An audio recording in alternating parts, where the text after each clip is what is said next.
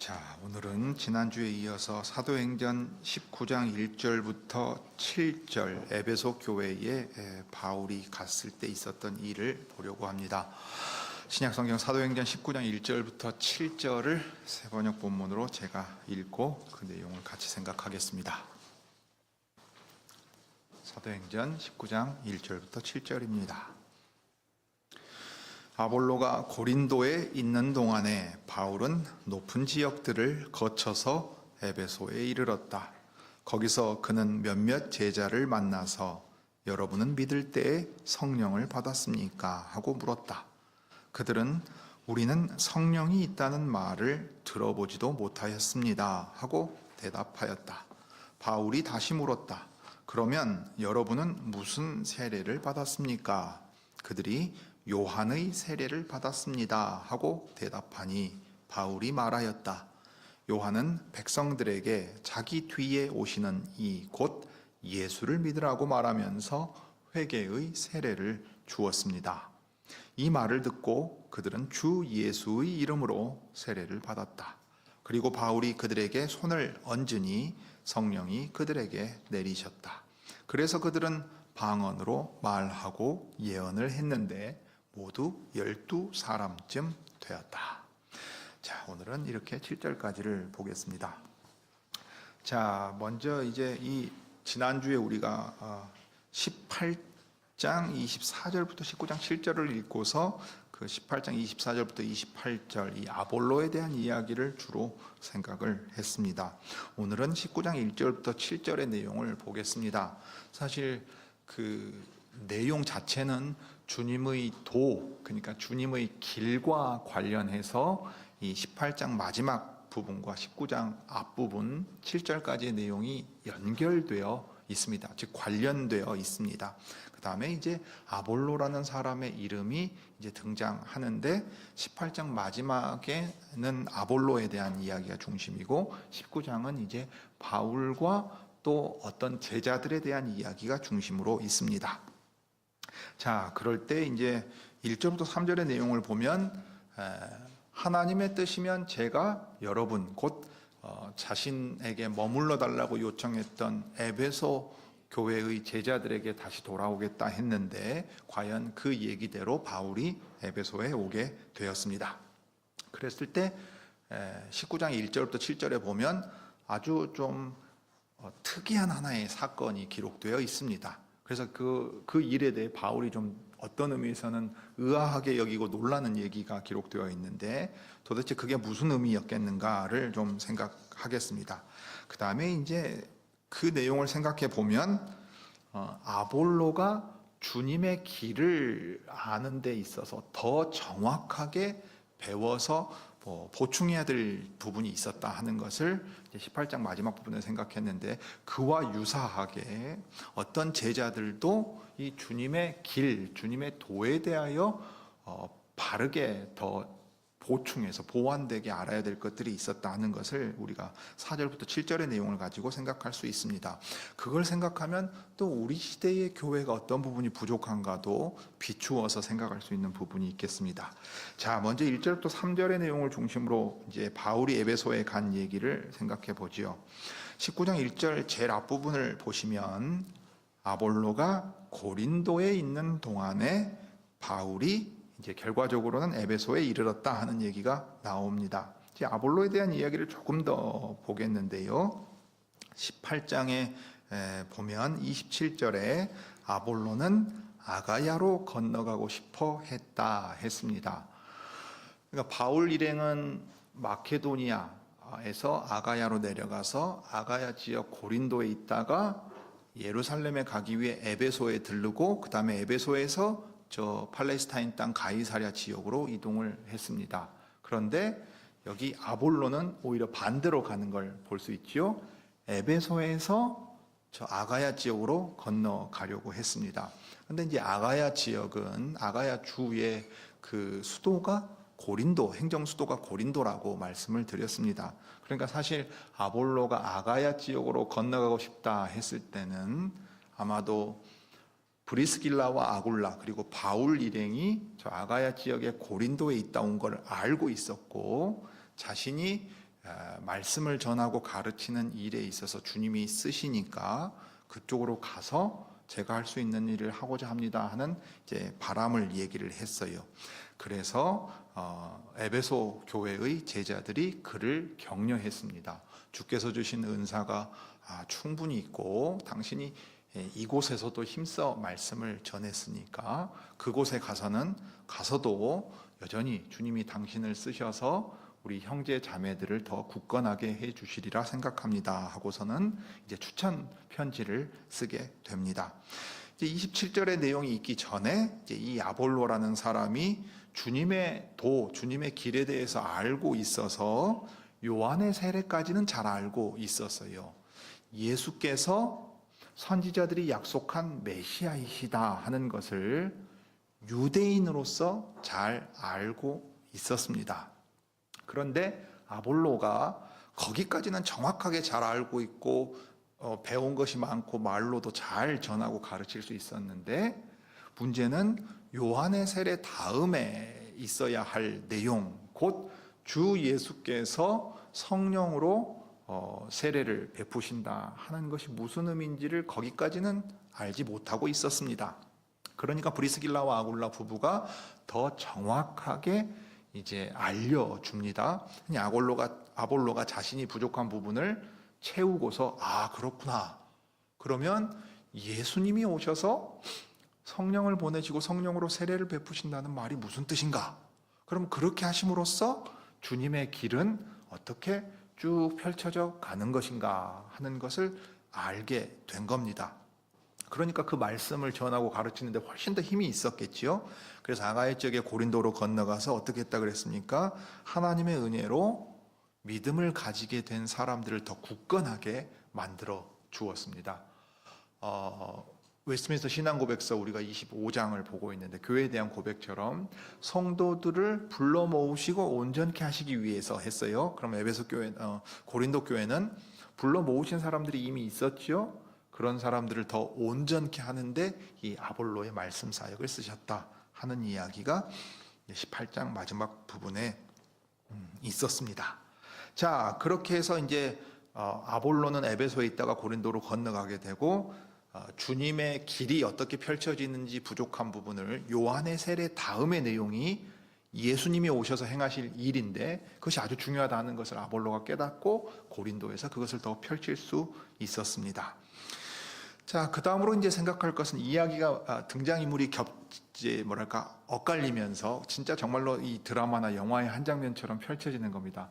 아볼로는 고린도에 가고 그 고린도에 간 사이에 바울이 제3차 선교여행을 시작을 해가지고 1차 선교여행 때 들렸던 곳들을 먼저 다녀갔어요.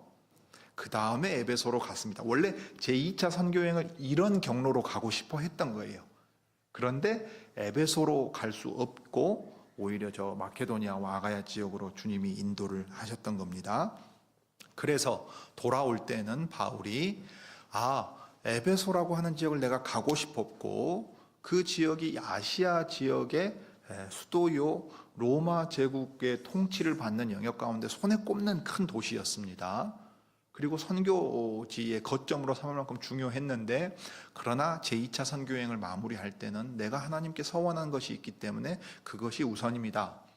그러니 주 예수께서 뜻이 있어서 저를 다시 보내주신다면 제가 그때 여러분에게 다시 오겠습니다 했어요. 그래서 19장 1절에 보면 아볼로가 고린도에 가 있는 동안에 바울은 높은 지역들을 거쳐서 에베소에 이르렀다 했습니다. 높은 지역들이라 그럴 때 대체로 1차 선교여행 때 이미 들렀던 곳들을 한번 거쳐가면서 형제들을 굳건하게 만들었겠죠. 믿음 안에서 더 하나님 나라를 위하여 고난받아야 될 것, 주님의 뜻이 어디에 있는가를 더 잘 가르쳐서 하나님의 말씀을 더 잘 깨달을 수 있게끔 격려하고 도왔을 겁니다. 그리고 그들과 기도하고 또 작별 인사를 한 다음에 에베소까지 갔겠지요. 자, 그러니까 그냥 아주 단순하게 아볼로가 고린도에 있는 동안에 바울이 이게 저 높은 지역 북쪽으로 갔다가 에베소로 내려갔다, 서남 쪽으로 내려갔다. 그냥 간단한 이야기 같지만 누가가 요약하여 기록한 내용을 보면 지금 바울이 에베소에 갔다는 얘기는 무슨 뜻입니까? 바울이 말했던 대로 주님의 뜻이면, 하나님의 뜻이면 제가 다시 돌아오겠습니다 했는데 다시 돌아왔어요. 그게 무슨 얘기예요? 하나님께서 그리스도의 종인 바울을 여기 에베소에 보내셔서 그가 하고 싶어 했던 그대로, 그가 생각했던 그대로 이 에베소를 거점으로 선교 사역이 펼쳐지게끔 허락하셨다 하는 얘기입니다. 어떤 주석가들, 학자들은 바울이 자기가 약속한 대로 돌아갔다 그랬는데, 바울은 계획을 세우고서는 내가 의지를 가지고 내가 가겠습니다라고 말하는 게 아니잖아요. 내가 가고 싶어 할지라도 주님이 허락하지 않으면 못 가는 겁니다. 그런데 주님이 허락하시면 제가 반드시 여기 올 것이고, 이 에베소는 이 아시아 지역의 아주 중요한 도시가 돼서 선교 사역의 거점이 될 겁니다 하는 생각이 있었다는 거예요. 그러니 주님이 그 뜻을 받아주시고 이제는 에베소에 갈 수 있게끔 열어주셨습니다. 그래서 에베소에 갔다 하는 얘기가 19장 1절에 있고, 근데 이제 에베소에 이르렀을 때 아마 18장을 보면은 에베소에 짧게 방문했을 때, 유대인의 회당에 들렀을 때 유대인 가운데 바울에게 더 오래 머물러서 우리에게 말씀을 전해 주십시오 라고 청하는 사람들이 있었어요. 근데 그들과 작별 인사를 하고 갔고, 또 에베소에 브리스길라와 아굴라가 머물러 있었던 걸 보면 바울로 말미암아 에베소의 교회가 몇 명이 되든 시작이 된 걸로 보입니다. 그래서 이제 아마 그들을 찾아갔겠는데, 본격적으로 선교 사역이 시작된 것은 아니니까 아마도 큰 무리는, 많은 수는 아니었을 것으로 보여요. 그런데 에베소에 갔을 때 어떤 사람들을 만나는 이야기가 여기 19장 1절 뒷부분에 기록되어 있습니다. 거기서 그는 몇몇 제자들을 만났다 하고 기록되어 있어요.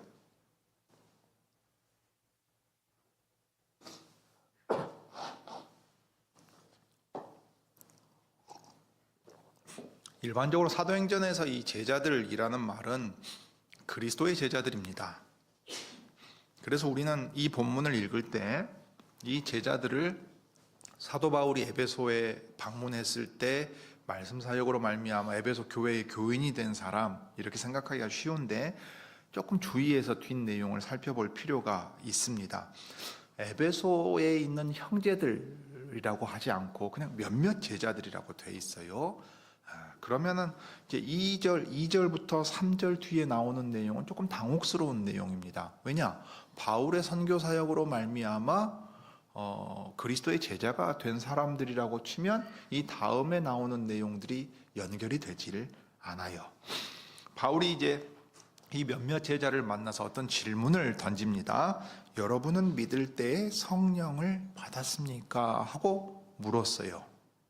그러니까 바울이 이 제자라고 하는 사람 몇 사람을 만났는데, 뒤에 가면 이제 한 12 정도 된다고 얘기가 나옵니다. 만났는데 이 사람들이 성령님에 대해서 알지를 못해요. 그러면 이들의 믿음 가운데 이들이 알고 있는 주님의 주님의 길에 있어서 어떤 현저한 부족함이 지금 나타나는 겁니다. 그러니까 바울로서는 의아한 거예요. 이 사람들이 왜 이렇게 생각하는가? 그러면 당신들이 알고 있는 복음의 내용은 무엇인가 하는 것을, 당신들이 받은 세례는 무엇인가? 성령 믿을 때 성령 받았습니까? 하고 물어봄으로써 확인하는 거예요. 그래서 이 바울의 질문이 뜻하는 것은 매우 의아하게 여길 만한 그 특이한 상황이 그 제자들 가운데 있었다는 겁니다. 일반적으로는 부활하신 주 예수님을 알고 믿게 되면 그 다음에 예수께서 보내신 성령님을 받습니다. 그러니까 사도행전 2장에 나온 것처럼 죄사함을 얻게 하는 회개의 세례를 받으면 성령을 선물로 받습니다. 이게 분리되지 않아요. 그러니까 성령님에 대해서 알지 못하고 성령님을 받지 않았다 하는 얘기는 무슨 얘기가 됩니까?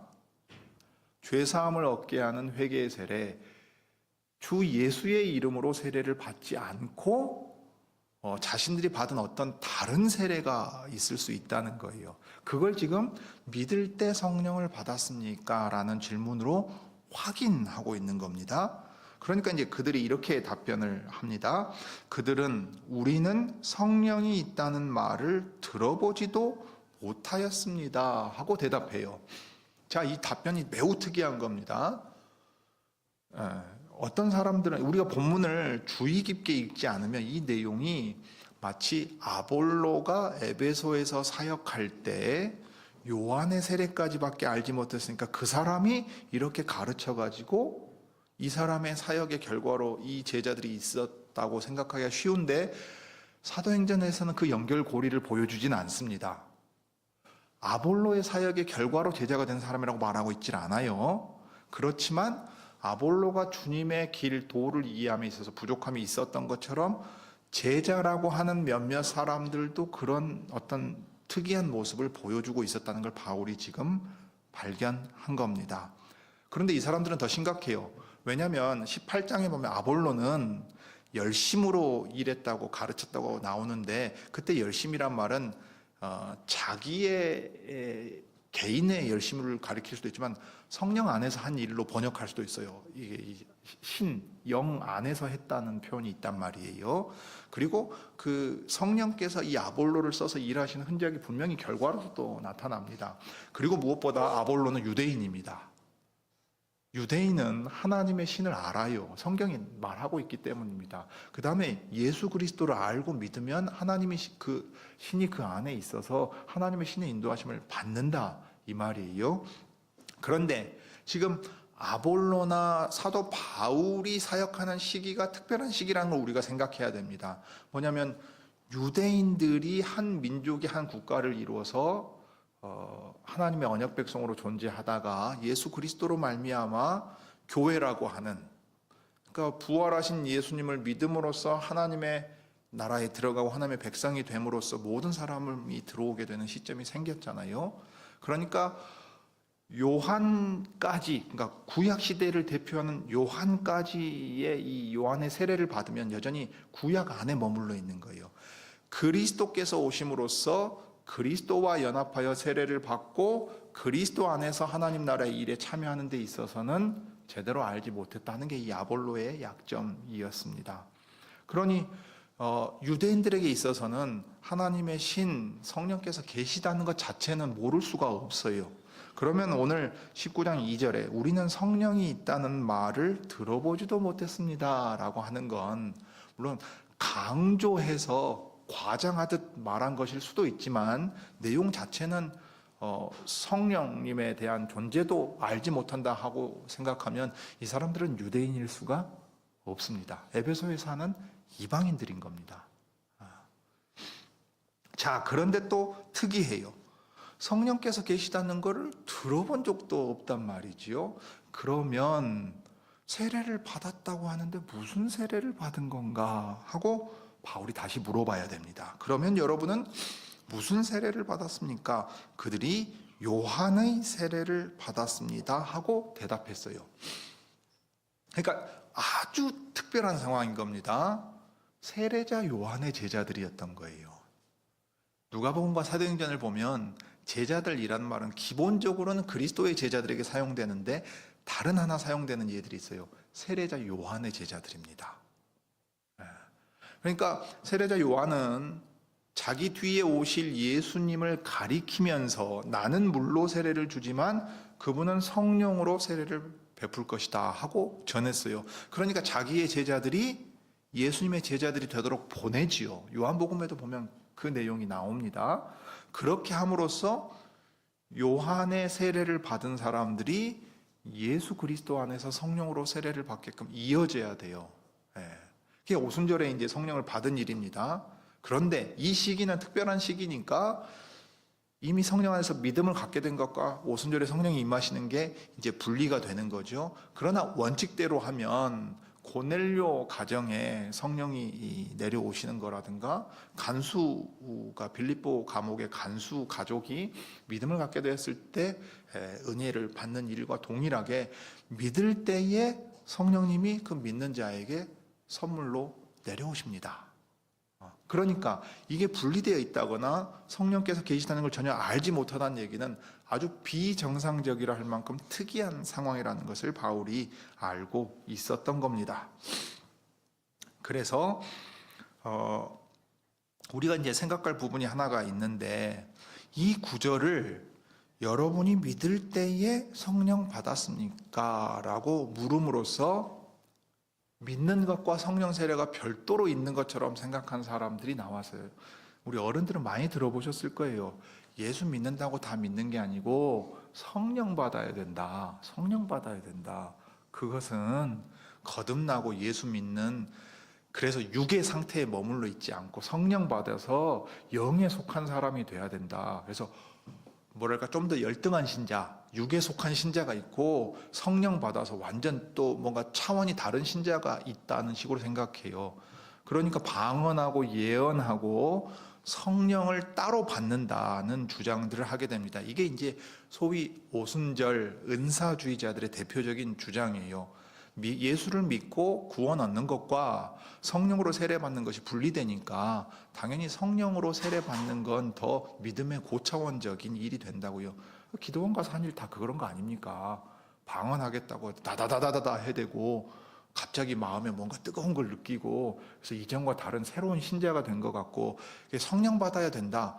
왜 예수 믿는 사람들이 거룩하게 못 사냐? 성령 안 받아서. 심지어는 이렇게까지 말해요. 방언 안 하면 참 신자도 아니다. 이렇게 주장한 사람들이 있었던 게 이 구절을 대표적으로 오해한 겁니다. 바울은 그런 의도로 말하는 게 아니에요. 믿는다면 당연히 성령으로 세례 받은 사람이라는 걸 전제하고 믿는다고 하면서도 성령을 받지 않았고 심지어 성령이 계신 것도 알지 못하다면 그건 지극히 이상한 상황이라 이 얘기입니다. 그러면 당신들이 받았다는 세례는 도대체 뭡니까? 라고 지금 물어보고 있는 겁니다. 자, 그러니 그 제자들 세례자 요한을 따라가서 주님의 길, 이건 여호와의 길이거든요. 여호와의 길이 세례자 요한이 가리킨 예수님의 길로 이어져요. 나는 길이요 진리요 생명이니 나로 말미암지 않고는 아버지께로 나아갈 자가 없다 할 때는 하나님의 나라가 그 나라의 왕이신 그리스도로 말미암아 오고 그 길이 예수께로 연결돼서 그리스도로 말미암아 이제 펼쳐져야 되는 건데 세례자 요한의 세례를 받은 사람도 어디까지만 아는 겁니까? 요한이 회개하라고 물로 세례를 베푼 것만 받은 거예요. 정작 요한이 가리켰던 성령으로 세례를 베풀 그분, 그 예수님으로 말미암아 성령 안에서 그리스도와 연합하여 주님의 길을 걷는 것은 지금 모르고 있는 겁니다. 그러니까 아볼로가 이 사람들의 제자를 만든 게 아니에요. 아볼로는 유대인으로서 요한 이후에 예수님의 길에 대해서 온전히 깨닫지 못하는 부분이 있었다면 여기 이방인들인데 특별하게 세례자 요한의 제자들이에요. 이집트 땅에도 세례자 요한의 제자들이 있었다고 해요. 그러니까 이 사람들은 이 사람들대로 나름 하나님의 은혜 아래 있었던 겁니다. 세례자 요한이 베풀었던 그 물로 베푸는 세례에 참여를 했고 율법의 말씀을 들었을 거예요. 그런데 무엇을 모르고 있습니까? 그리스도와 그리스도께서 세워가시는 그 나라의 일들에 대해서는 알지 못합니다. 특별히 성령께서 그들 가운데 내려오지 않으셔가지고 그 일들을 알지 못했던 겁니다. 자, 그러니 우리가 주님의 길에 대해서 더 정확하게 알아야 될 부분들을 여기서 생각해 볼 수 있지요. 바울은 지금 누가가 이 세례자 요한의 제자들과 바울의 대화를 아주 압축해가지고 중요한 내용만 딱 적어두었습니다. 그러자 바울이 이제 뭐라고 얘기를 했냐면 요한은 백성들에게 자기 뒤에 오시는 이 곧 예수를 믿으라고 말하면서 회개의 세례를 주었습니다 했어요. 그러면 세례자 요한의 세례를 받은 사람이라면 마땅히 어디를 향해서 가야 돼요?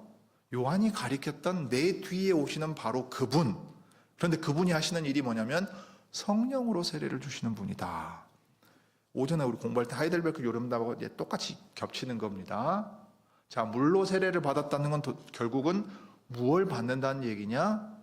그리스도께서 성령으로 세례를 베푸신다 하는 얘기예요. 물은 상징이니까 그 실체인 성령으로 세례를 베푸시는 일을 요한이 가리켰던 메시아, 하나님 나라의 임금이요 왕이신 예수께서 행하신다. 행하셨고 지금도 행하고 계신다. 그런데 여러분이 그 세례를 받지 않는다는 게 말이 되느냐? 요한의 세례를 받았다면 마땅히 이 예수님을 하나님 나라의 왕이라고 고백하고 그 예수께서 다스리시는 나라에서 성령으로 세례를 받아 살아가야 한다. 그것이 이제 그 나라의 왕이신 예수께서 걸어가시는 길이고 그 길에 우리가 함께 걷는 것이다. 이게 구약적인 표현이죠. 주님의 길로 걷는다. 주와 함께 동행한다. 이 경건, 하나님의 백성의 경건을 그렇게 표현합니다. 길을 모르는데 어떻게 그 길로 걸어가겠어요? 그 길에 인식이 현저히 부족한 것. 세례자 요한에 대한 것에서 딱 끝나버린 그 길을 이제 예수님으로 말미암아 이어져서 펼쳐지는 길에 대하여 가르치면서 그러면 여러분이 받아야 될 세례는 주 예수의 이름으로 받는 세례입니다 라는 거예요. 사도행전 2장에도 나오는 얘기입니다. 그런데 주 예수의 이름으로 세례를 받는다는 얘기는 결국 무엇입니까? 이 예수께서 아버지께서 보내신 하나님 나라의 왕이라는 걸 믿는 것이고 이 예수님이 아버지 오른편에 올라가셔서 성령을 자기 백성에게 자기 제자들에게 부어주신다 하는 것을 믿고 고백하는 거죠. 그러니까 주 예수의 이름으로 세례를 받는 건 마태복음 28장에 나와 있는 대로 아버지와 아들과 성령의 이름으로 세례를 받는 것이고 삼위 하나님과 연합하는 일입니다. 그러니 우리가 믿고 따라야 할 하나님이 삼위 하나님이시다 하는 것을 이제 알고 믿고 경배하게 되겠지요. 그와 동시에 그리스도 안에서 행하시는 삼위 하나님의 구원의 일을 깨닫는 거예요. 아버지께서 독생자이신 예수님을 사람으로 이 땅에 보내셔서 십자가에 죽으시고 부활하시고 아버지의 오른편에 오르사 성령님을 보내서 지금 다스리고 계신다는 이 구원의 일이 어떻게 이어지고 앞으로 펼쳐져 가는지를 깨달아 그 일에 동참하게 만든다 이 말입니다. 그러니 이 사람들이 생각하는 것은 성취될 약속을 미래의 일로 깨닫고 있고 성령님에 대하여 알지 못하고 경험하지 못하는 겁니다. 그러니까 오히려 그리스도께서 이미 오셨는데 그리스도의 길에 함께 참여하고 따라가는 제자로서의 삶의 모습이 여기 나타나지 않는 거예요. 그러니까 주 예수의 이름으로 세례를 받는다는 얘기는 삼위 하나님에 대하여 바로 알고 믿으며 그리스도께서 보내신 성령 안에서 그리스도께서 다스리시는 하나님 나라의 일에 참여하는 그 백성이 된다는 얘기입니다. 그러니 이 말을 듣고 그들은 주 예수의 이름으로 세례를 받았다 하고 기록했습니다. 그 다음에 이제 6절에 바울이 그들에게 손을 얹으니 안수하였습니다. 이것은 그리스도께서 세우신 직분자의 권위로 특별한 의식을 행한 일이지요. 그렇게 함으로써 믿을 때에 성령을 받고 그래서 성령으로 세례를 베푸시는 분이 그리스도시다 하는 것을 알게 합니다. 그리스도와 연합하면 그리스도께서 이 성령을 선물로 주신다는 것을 그리스도께서 보내신 말씀의 사역자를 통해서 드러내는 의식으로 일부러 손을 얹어서 행합니다.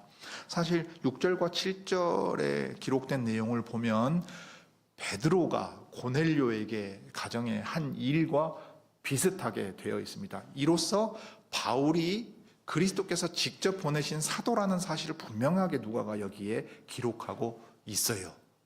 특별히 유대인들을 향하여서 그 다음에 사마리아와 그 이방인에게도 그리스도의 은혜를 베푸신 것을 사도 베드로를 통해 드러내신 것처럼 이방 사람들에게는 특별히 이 바울을 통해서 베푸시는 얘기를 이 바울이 안수할 때 성령이 그들에게 내리심으로써 그의 사도적인 권위를 친히 그리스도께서 인정해 주신 것을 보게 됩니다. 마치 이들이 오순절의 일이 이미 일어났는데 자신들은 그 일에 참여하지 못했지만 비로소 지연된 것처럼 비로소 그들이 온전히 주 예수께 믿음으로 연합할 때 그 믿는 자가 성령을 받는 일이 오순절에 일어난 것처럼 그대로 일어납니다. 그래서 그들은 방언으로 말하고 예언을 했다 그랬어요. 이거 오순절에 있었던 일이 바로 그대로입니다. 그러니까 소위 오순절주의자나 은사주의자, 흔히 말하면 이제 순복음교회 같은 데서 강조하는 그 내용, 믿는 사람들이 성령을 받아야 된다 하는 말은 아주 크게 오해하는 말입니다. 믿을 때 성령을 받아요. 주 예수 그리스도의 이름으로 세례를 받으면 성령을 선물로 주시는 약속이 붙어 있습니다. 그러니 이것을 분리시키면 안 되는 일이지요. 그러면 왜 이런 문제가 생기고 이런 오해들이 생기고 주님의 길에 대해서 온전히 깨닫지 못하고 부족한 일들이 생기는가를 한번 생각해 보십시오. 사실 이 주 예수의 이름으로 세례를 받고 성령께서 그들 가운데 내려오시면 그들이 알고 믿고 행하게 되는 게 뭐냐면 바로 그 다음에 나오는 일입니다. 8절에 한번 보시죠. 바울은 회당에 들어가서 석 달 동안 하나님 나라의 일을 강론하고 권면하면서 담대하게 말하였다 했어요.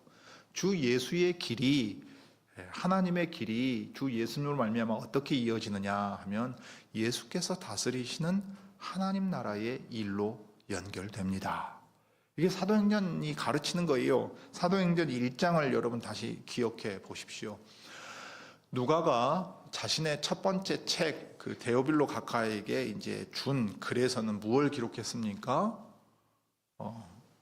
사도행전 1장을 한번 보시죠. 1장에 잘 나오지요.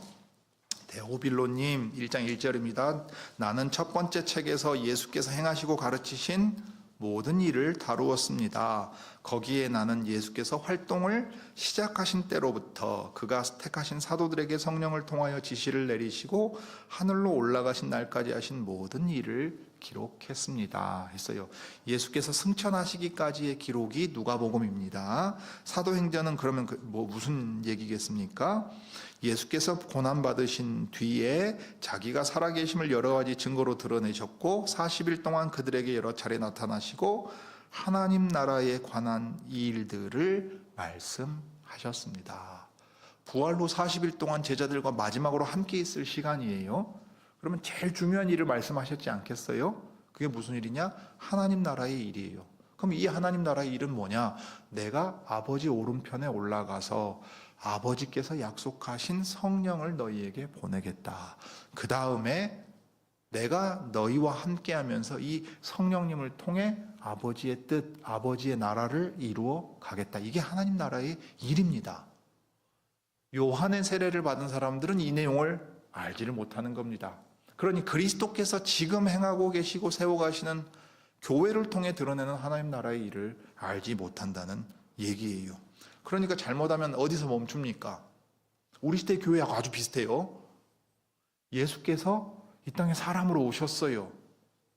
많은 어려운 일들 겪으시고 제자를 부르시고 제자들을 훈련시키시고 가르치셨어요. 잡히셨어요. 고난당하시고 죽으셨어요. 부활하셨어요. 여기까지는 아주 잘 강조해요. 그죠, 여러분? 이거 부정하는 교회는 없습니다. 그런데 문제는 뭡니까? 부활하셨다 하고 끝나요. 교회의 역사를 얘기해 보면 우리가 마침 지금 4월인데 4월 20일이 부활주일이에요. 그러면 13일 주일 자체는 종려주일, 예루살렘에 들어가신다고요? 그러니까 한국 개신교회가 강조하고 있는 게 뭔가를 한번 봐보세요. 막 종려나무까지 흔들면서 왕이 예루살렘에 들어오신다고 맞아들였던 그거 기억해요. 기념한다고요. 그 다음에 고난주간을 엄청 중요하게 여깁니다. 십자가에 달리신 그리스도를 엄청나게 중요하게 생각해요. 그런데 문제는 뭐예요? 부활하셨다고 계란도 막 나눠줘요. 근데 그 다음에는 무슨 문제가 있죠? 부활하신 그리스도가 뭘 하시는지를 몰라요. 하늘에 올라가시고는 끝나버렸어요. 우리의 특히 이제 장년들은 한번 잘 떠올려 보시라 이 말이에요. 기존의 교회들의 신앙생활 할 때 십자가에 달리신 그리스도는 그렇게 강조를 했어요. 우리의 죄 용서를 위해 죽으신 그리스도는 강조했어요. 그런데 그리스도께서 부활하시고 뭘 하시냐 이 말이에요. 그러니까 그리스도께서 나와 함께 하시겠다는 약속이 안 느껴져요. 그리스도께서 어디서 뭘 하시는데 내가 모르거든요. 이게 지금 세례자 요한의 세례 받은 사람과 별 차이가 없는 겁니다. 메시아가 오실 것이다, 그 나라 세울 것이다 했는데 그 메시아가 와서 이미 그 나라를 세워가고 계시는데 그 일을 몰라요. 자, 그러면 우리의 신앙이 어디서 멈춰버립니까? 예수 믿고 죄 용서 받았다는 걸로 다 끝나버려요. 그리스도께서 하늘에 오르셔서 어떻게 다스리는가, 교회를 어떻게 세우셨고 왜 세우셨고 그래서 교회가 어떻게 가야 되는가를 모르는 겁니다. 그러면 교회는 예수님이 우리 주님이라고 말하고 그리스도의 교회라고 말을 하는데 그 교회가 어떻게 다스림을 받아야 될지를 알지 못하는 겁니다. 그러니까 은사주의라든가 오늘날 정치 세력화된 교회라든가 수많은 오류들이 다 어디서 생기냐면 주님의 도를 온전히 깨닫지 못한 데서 생깁니다. 하나님 나라의 일을 삼위일체적인 관점에서, 그리스도께서 세워가시는 나라의 관점에서 성령을 왜 보내셔서 어떻게 일하시는지를 알지 못한 채 경험에 기초해서 사람들의 교회를 세웠다고요. 우리 오후에 25장 4, 5, 6절 보면 무서운 얘기 나옵니다. 그리스도의 교회라 이름하면서 계시록 2장 3장에 나오는 것처럼 사탄의 회당같이도 될 수 있어요. 어디서 이런 문제가 생기겠습니까? 바울이 사도행전 20장에 가면 밀레도의 에베소 장로들을 청해서 작별 인사를 합니다. 그때 이 얘기를 합니다. 무슨 얘기를 하냐면 이제 20장 25절 27절인데, 나는 여러분 가운데로 들어가서 그 나라를 선포하였습니다 했어요. 요한의 세례를 받은 사람들, 그리고 요한의 세례까지만 아는 사람들은 예수께서 부활하셔서 하나님 오른편에서 어떻게 다스려가는지를 모르는 겁니다. 사실 우리 시대의 교회 같아요. 꼭 그 내용 같습니다. 그리스도께서 이미 이 일을 풍성하게 펼쳐 가시는데도 모르고 있단 말이죠. 심지어 2000년이 넘었어요. 그런데도 모른다면 우리는 또 얼마나 어리석은 자들입니까? 그러면서 바울이 이런 얘기를 합니다. 에베소 장로들을 청해서 이 얘기를 해서 여러분들에게 하나님의 모든 경륜을 전해 주었기 때문입니다 했어요. 주님의 도를 세례자 요한의 때까지만 알고 있는 것, 십자가에 달리신 그리스도를 알고 있는 것, 그 자체로 틀린 게 아니죠. 맞지요.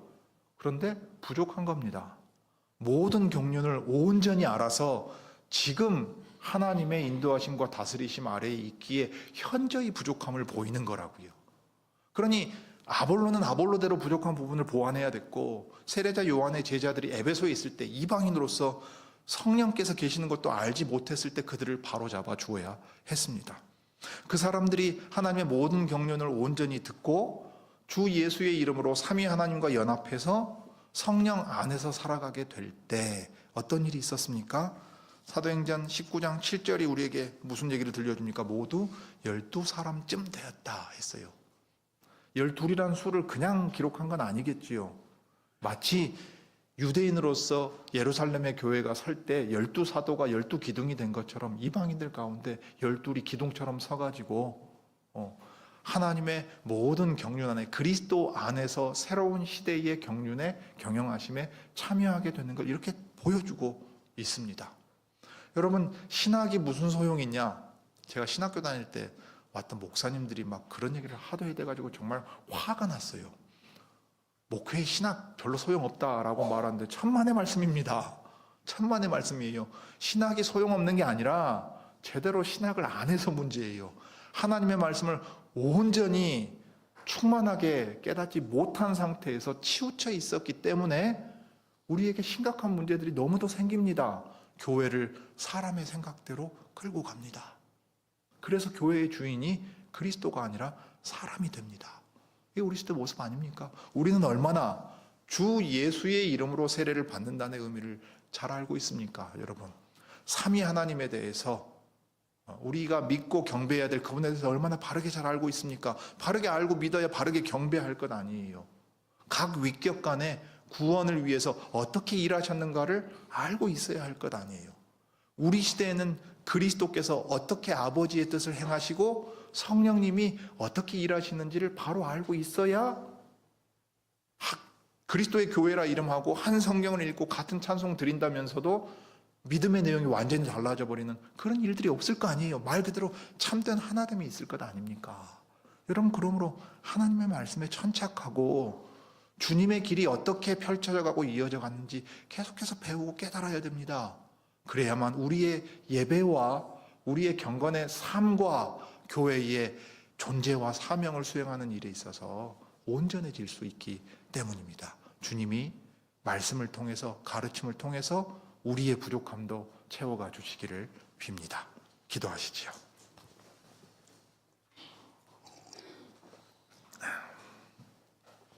은혜와 사랑이 풍성하신 하나님 우리 아버지, 주 예수께서 부활하시고 하늘에 오르사 성령을 보내시고 이제 주님의 백성들을 불러 모으실 때 저 에베소, 아시아의 에베소 지역에 있어서나 마케도니아와 아가야 그리스 지역에 말씀의 사역자를 보내서 일하게 하실 때 참으로 부족함이 있는 것들을 바로잡아서 주 예수께서 하늘에 오르셔서 성령을 보내시는 일이 무슨 의미인가를 잘 깨닫게 하셨습니다. 그러므로 주 예수의 이름으로 세례를 받아 삼위 하나님과 연합해서 성령 안에서 살아가는 그 하나님의 백성의 삶이 무엇인지 저희가 구원의 역사를 통하여 바로 깨달아야 하겠고, 그리스도께서 친히 교회를 세워가시는 이 사도행전과 성경의 기록들을 통하여 잘 깨달아야 되겠습니다. 그래서 구원의 기초도리와 하나님 나라의 일들, 그리고 무엇보다 오늘날 한국 개신교회에서 그토록 오해하고 있는 성령 하나님에 대한 잘못된 가르침들을 벗어나서 참으로 그리스도께서 성령 안에서 행하시는 아버지의 뜻을 이루어 가시는 일들을 저희가 또 교회로서 행할 수 있어야 되겠습니다. 주님, 하나님의 모든 경륜을 온전히 깨닫고 그 일에 동참하는 할 수 있게 저희에게 은혜를 베풀어 주시고, 이 교회가 주님의 가르침을 받는 일에 더욱 열심을 내게 해 주시기를 구합니다. 주 예수님의 이름으로 기도드립니다.